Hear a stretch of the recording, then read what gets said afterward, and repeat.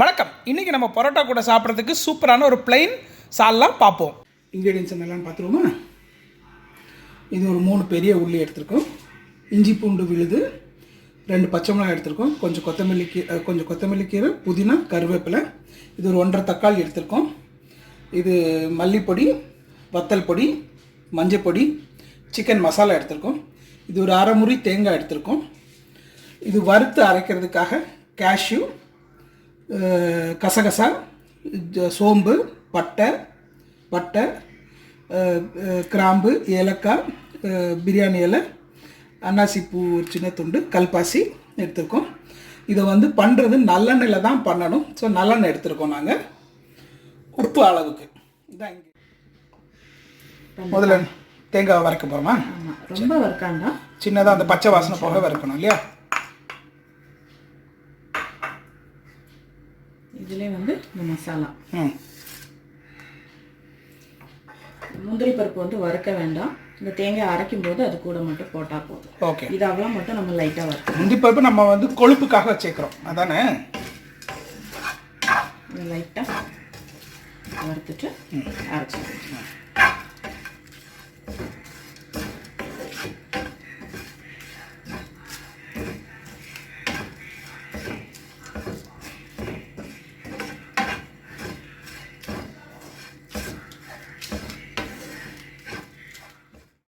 Masala ready ஆயிடுச்சு.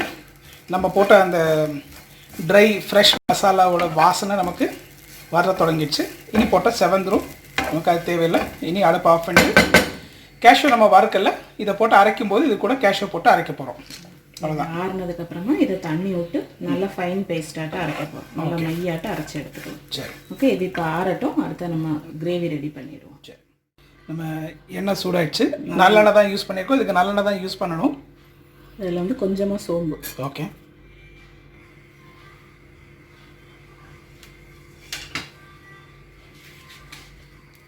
இந்த பச்சை மிளகாய். ஓகே, கொஞ்சம் புதினா. ஓகே, இந்த சால்னாக்கு கண்டிப்பாக புதினா வேணும். ஓகே, கொத்தமல்லி கூட இல்லாமல் கறி வச்சிடலாம். ஆனால் புதினா இதுக்கு கண்டிப்பாக வேணும். ஓகே.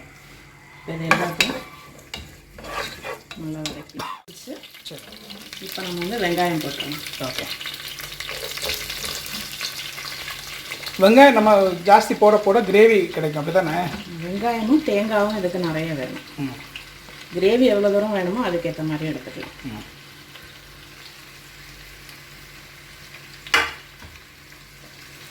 இது நல்ல கொஞ்சம் வதங்கட்டும். வதங்கினதுக்கப்புறமா நான் காமிக்கேன். இது நல்லா வதங்கி கரையணுமா? கரையாண்டாம். இது கொஞ்சம் ஒரு கண்ணாடி மாதிரி ஒரு இது வரும்ல, ஓகே, அந்த ஸ்டேஜ் வரைக்கும் இதை வதக்கிக்கலாம். ஓகே. நம்ம உள்ளி வதங்கிடுச்சு. இந்த உள்ளி வதங்குற நேரத்தில் நம்ம எடுத்து வச்ச இந்த வத்தல் பொடியிலேருந்து கொஞ்சமாக ஒரு ஸ்பூன் அதில் போட்டு கூட வதக்க போகிறோம். ஓகே. ஏன்னா இந்த வெங்காயத்தோட வதக்கும் போது அந்த சால்னா கூட நல்ல ஒரு ரெட் கலர் கிடைக்கும். ஓகே, அதுதான். ஓகே, கொஞ்சமாக. ஸோ நம்ம எடுத்து வச்ச இதுலேருந்து ஒரே ஒரு ஸ்பூன் மட்டும் நம்ம போட்டிருக்கோம் வதக்கிறதுக்காக இல்லையா? அந்த கலர் கிடைக்கிறதுக்காக. அந்த எண்ணெயில் அந்த வெங்காயத்தோட வதங்கும் போது நல்ல ஒரு கலர் கிடைக்கும் சால்னாக்கு. அதுக்கு. ஓகே. நம்ம வெங்காயத்தோட கலர் ப்ரௌனிஷ் கலருக்கு மாறி இருக்குது. இப்போ நம்ம என்ன பண்ண போகிறோம்னா, நம்ம எடுத்து வச்சு இஞ்சி பூண்டு பேஸ்ட்டை போட்டுருவோம். நம்ம இஞ்சி பூண்டு இதோட நல்லா கலந்துச்சு. எண்ணெய் பிரிஞ்சு வருது. இந்த பார்த்தாலே தெரியும், உள்ளி வதங்கி எண்ணெய் பிரிஞ்சு வந்து. இந்த டைமில் நம்ம தக்காளி வெட்டி வச்சிருந்து தக்காளியை போட்டுருவோம். தக்காளி இதுக்கு நிறைய போட வேண்டாம். ஓகே, கொஞ்சம் போட்டால் போதும். நம்ம 3 பெரிய உள்ளி கட் பண்ணதுக்கு 1.5 தக்காளி போட்டிருக்கோம் நம்ம. கரெக்டாக? இது மஞ்சள் பொடி கொஞ்சமாக போட்டால் போதும். ஓகே. அப்புறம் இங்கே எடுத்து வச்சுருக்கேன் இந்த மல்லிப்பொடியும் வத்தல் பொடி. ஓகே. வத்தல் பொடி 2 டேபிள் ஸ்பூன் எடுத்திருக்கேன். மல்லிப்பொடி 3 எடுத்திருக்கேன். ஓகே. இது கூடவே இந்த சிக்கன் மசாலா. ஓகே.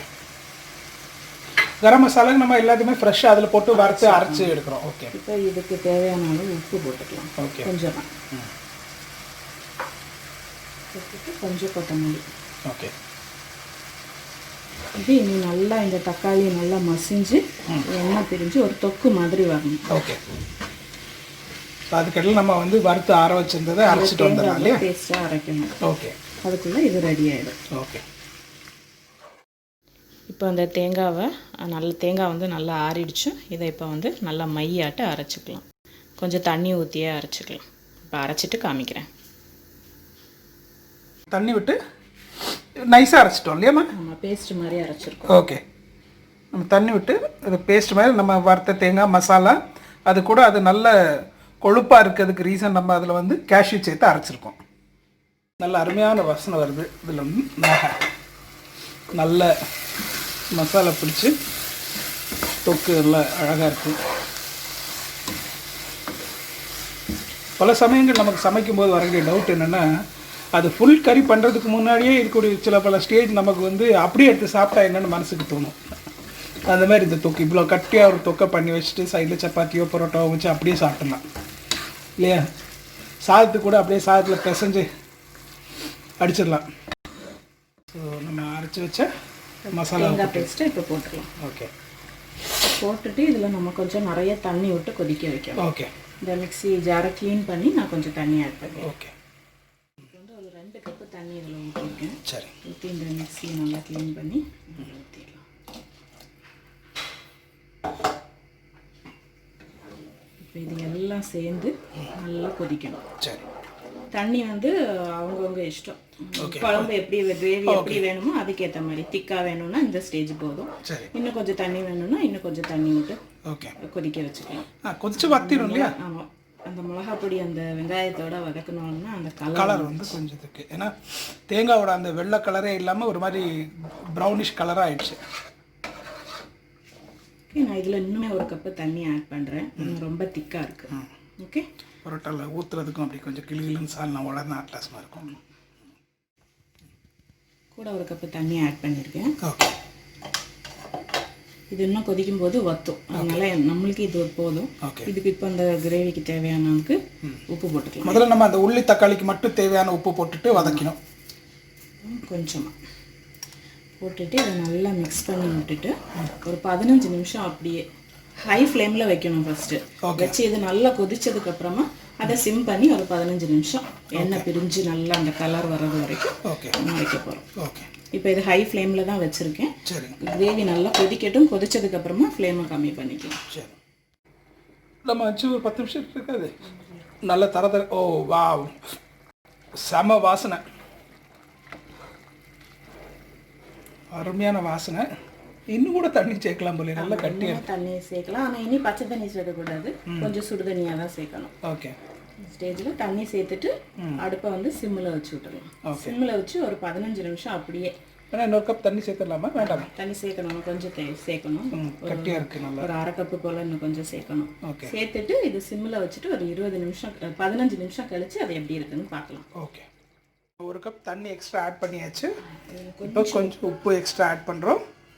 இனி நம்ம எடுத்து வச்சிருந்த பாக்கி கொத்தமல்லியும் கருவேப்பிலை புதினா எல்லாத்தையும் போட்டு இனி நம்ம இதை ஒரு 10 நிமிஷம் 10-15 நிமிஷம்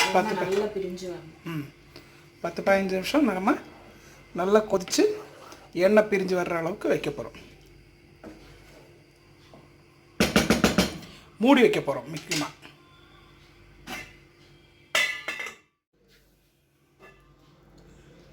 அப்படியே கறியை பாருங்கள், மேலே ஃபுல்லாக அதுலேருந்து பிரிஞ்சு வந்த எண்ணெய்.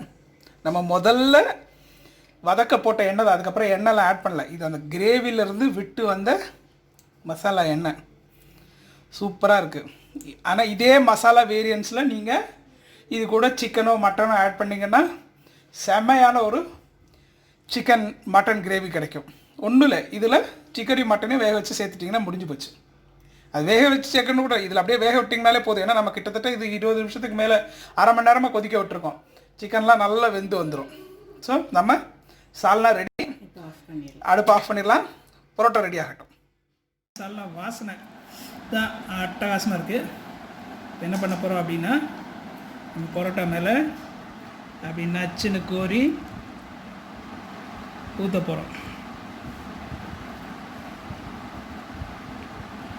சரி, நீங்களாம் பயந்துடக்கூடாது.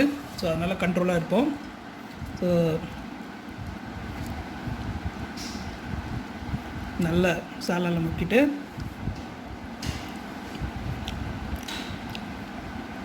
சூப்பராக இருக்குது. நம்ம தேங்காய் போட்டு வறுத்து சிம்பிளாக வறுத்துட்டு அது மசாலா ஃப்ரெஷ்ஷாக போட்டு வறுத்துட்டு அரைச்சனால அந்த மசாலா கரம் மசாலா அழகாக இறங்கியிருக்கு. டேஸ்ட் அட்டகாசமாக இருக்குது. நீங்கள் இதே ஸ்டைலில் பண்ணிவிட்டு இதில் சிக்கன் மட்டன் ஆட் பண்ணால் கூட இந்த சால்னா சூப்பராக இருக்கும். ட்ரை பண்ணி பாருங்கள். கண்டிப்பாக இது உங்களுக்கு பிடிக்கும். எங்கள் வீடியோஸை லைக் பண்ணுங்கள், எங்கள் வீடியோஸை ஷேர் பண்ணுங்கள், எங்கள் சேனலுக்கு சப்ஸ்கிரைப் பண்ணுங்கள். தேங்க்யூ ஃபார் வாட்சிங்.